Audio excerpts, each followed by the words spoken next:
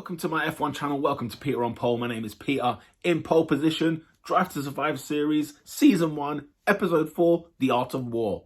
Fantastic title because this, like the episodes have been about rivalries anyway, this is an unbelievable crunch into rivalry in F1. This is rivalry at its best on many fronts because we don't get necessarily the drivers too much. We get more so the backroom staff, the exec team, the politics in Formula One. Right at the kickoff, it says that, Formula One is like a piranha club because everyone's just biting each other. They're just snapping at each other. And they use the term, it's worse than swimming with sharks. I thought, bloody hell, you've hooked me. I'm in. Christian Horner with a one-liner, if you can't take the heat, stay out the kitchen. Christian goes into the Red Bull history. He calls them the Maverick of Formula One because they're a drinks company in Formula One. They've got a short history, but man, they've got the titles to show for it. They go through their factory and through their trophy cabinet, if you will, and you see the different cars that have won the titles. Every Formula One factory will have this. But it's interesting how, he kicks off in that vein because what this conversation now turns to be is, of late, we've not been that championship winning team. And that's down to the engine. Why is this important? Because the engine is supplied by Renault, who is also a Formula One team. And so you can see there's already a little bit of nitpicking from the off. So with Renault comes Cyril Abiteboul. Of course, he's back in the program yet again. We love to see it. And he sort of has his point where he bites back and he talks about Renault being, one of the most prestigious teams in Formula One, a team that has won championships. He mentions the fact that every time Red Bull have won a championship, it's with the Renault engine. This relationship goes back like 12 years. So there's a bit of rivalry in there. There's a bit of animosity in there, but it's one of those, it's like sibling rivalry. At one moment they were in love with each other, and then in other cases they can't stop fighting. So it's a mixture of both things. This looks like it's about to kick off really well. There's moments like this in Formula One that I love because you've got a team who supplies an engine and then you've got a team who doesn't have the engine at all. I mean, Red Bull, what kind of car do they make? They don't make no cars, okay? But the dynamics, the relationships, the connections with different teams. Red Bull is a competitor to Renault, but a customer to them at the same time. So you sort of want to get the best, but at the same time, it's like, we don't want you to beat us. It's so weird. And with the engine, Red Bull has no say on the engine whatsoever. Renault create an engine. Of course, the priority is their own team, their own car. But that engine might do well in a Renault car, but then when you bring it to the Red Bull car, who knows what kind of spec you're gonna get. So there's little things in Formula One which I'm a fiend for it. I sit and want to delve into it a lot, and so this is one of those dynamics where you can see it's about to get sour. When Renault were not in Formula One, it was happy days for Red Bull. But now that they're a team, of course, the priority. It's like the McLaren, Mercedes and Mercedes teams. I grew up in the McLaren, Mercedes era and always thought that, this was before Mercedes had a team. And when Mercedes came back into the team, the McLaren engine was doing a lot worse than before. But because Mercedes, the team, had to cater for themselves. And so they gave themselves the best Mercedes engine and probably gave a hand-me-down to McLaren. So who knows, in this situation, it must have been the same, where the engine just wasn't great. Horner says it's the engine is the problem, whereas others might say it's something else. Who knows? But yeah, the dynamic was just fantastic. Man, Horner says that, it's like paying, having the Renault engine is like paying for a first-class ticket to fly and you're getting sat in economy. I was like, man. And then Cyril responds with, Red Bull is a great brand, but it's a drink. It's just fantastic. Yes. So we enter the Austrian Grand Prix, which is Red Bull's home circuit. And it was also Daniel Ricciardo's birthday. And what happens? Nico Hülkenberg, a Renault driver, his engine blows up. Danny Ricciardo's having a good race in the Austrian Grand Prix, but guess what happens? His engine blows up. I mean, you couldn't write this stuff. And this adds another element to Danny Ricciardo's contract, whether he should renew it, is, you know what, I've been doing everything. He mentioned in the episode previous that the races keep getting taken away from him. He's done everything he can to win the race, and yet one thing after another just keeps pulling away from him. So the frustrations are there. At the same time, you've also got Red Bull thinking about whether they should be leaving Renault and looking for another engine supplier. So there's all kinds of contracts going up and down. And as Christian is explaining this, bang, Red Bull leaves Renault, and it's like, oh my goodness, you know. And the way it's portrayed, like Renault didn't even know this was coming, or didn't even know when it was announced. So it's like they found out, like all of us did. It was epic. And then we get to the press conference, and the shot before the press conference is so intense. Like the tension is ridiculous. You've got Alfa Romeo people there. You've got other teams, principals there. I think McLaren's in there as well. And then all of a sudden they leave, just to leave it between Horner and Cyril. And it's just, man, the tension is ridiculous. And then Christian Horner comes out and he says, yeah, we're going to leave Renault and we're going to join with Honda. And he starts talking up big about Honda, about how, this is the best way forward for us to win championships. I mean, it was just like dagger after dagger. And then you get the shots of Cyril sort of like hearing the story unveil. And he looks like a beaten man. You feel so sorry for him, and it's just, there's so much action taking place. It's absolutely crazy. And then you get a clip next about Danny Ricciardo's contract with his advisor, and then you see that they mention that when Max got this new deal last year, 2017, they were surprised by that, and they haven't forgotten that. So there's, you're getting more and more insight and reasoning why this contract situation is becoming so difficult and a bit more complex and a bit more, why is there a waiting game?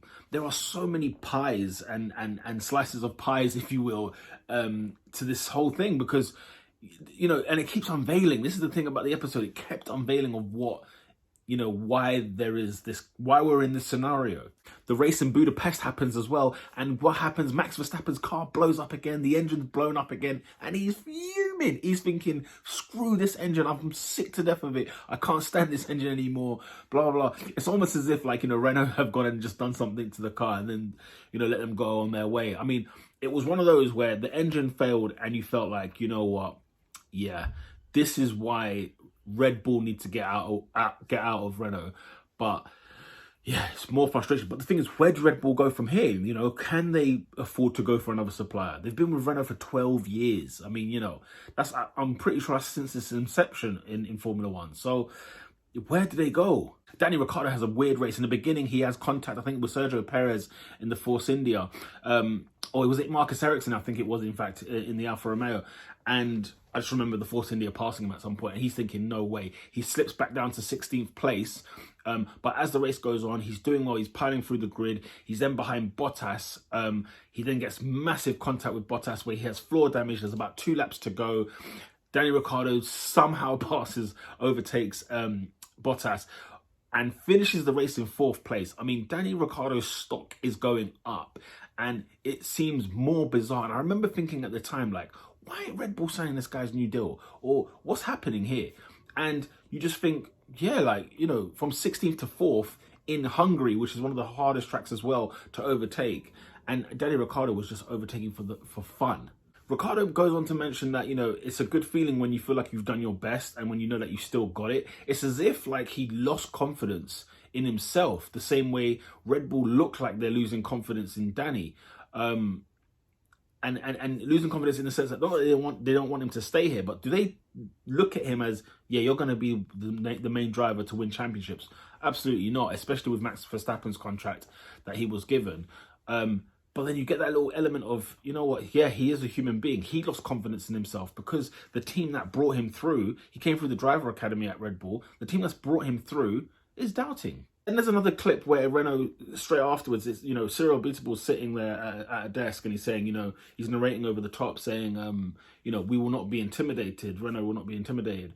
And I thought, why is that clip come in here? Because that would have gone in earlier when, the back and forths were going on. When Red Bull announced that they were going to leave. But then it came in there and I felt like that was odd. But of course they did it on purpose.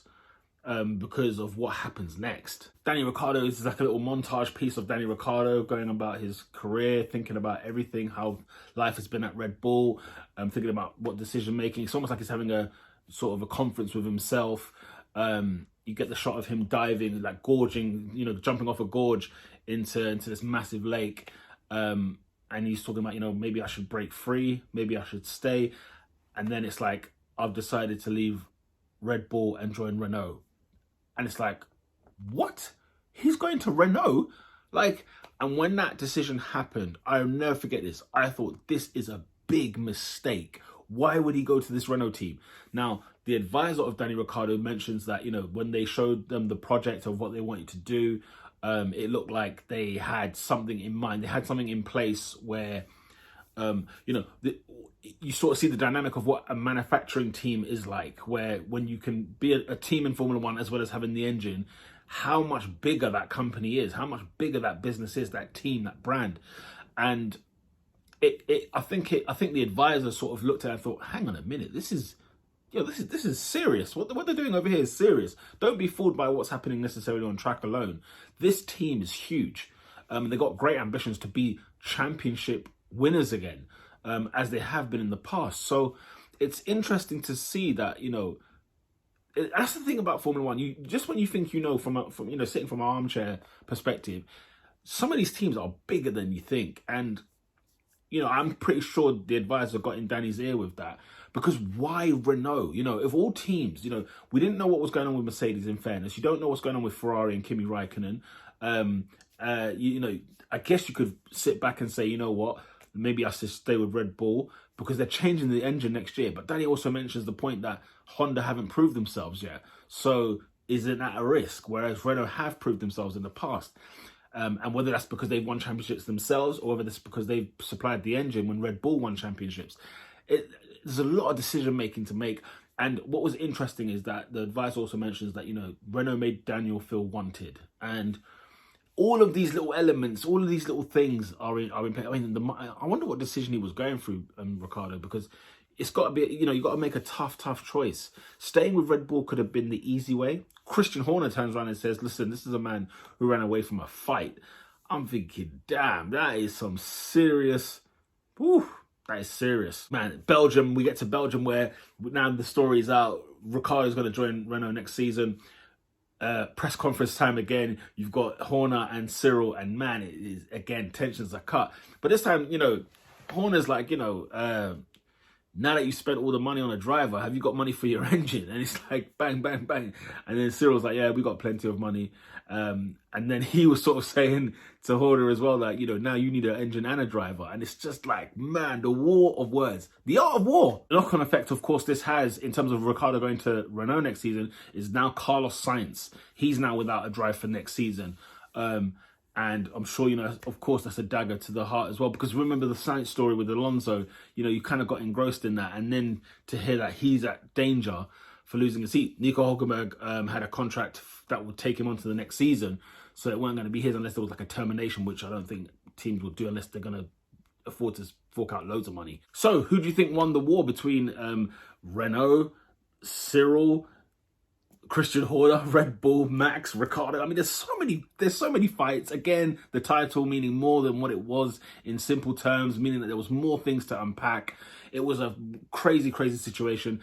In my opinion, Danny Ricciardo made the wrong choice to go to Renault. I don't necessarily think he should have stayed at Red Bull, but then you could argue, well, what options did he have? It's a tough decision. In hindsight, he should have stayed at Red Bull, but would probably forever be in the shadow of Max Verstappen, because it's clear they'd love Max Verstappen more.